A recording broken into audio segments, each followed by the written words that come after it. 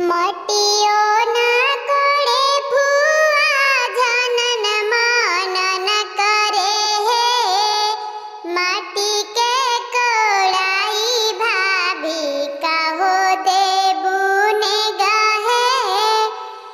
हाथी देबो घोड़ा देबो रुपिया हजार हे। गोदही में के गदहा देबो माटी के कोड़ाई हे।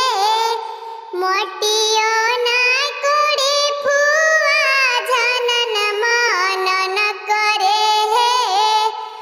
माटी के कोड़ाई भौजी कहो देबू ने गहे। साड़ी देबो साया देबो रुपिया हजार हे। बनरा में के बनरी देबो माटी के कोड़ाई है।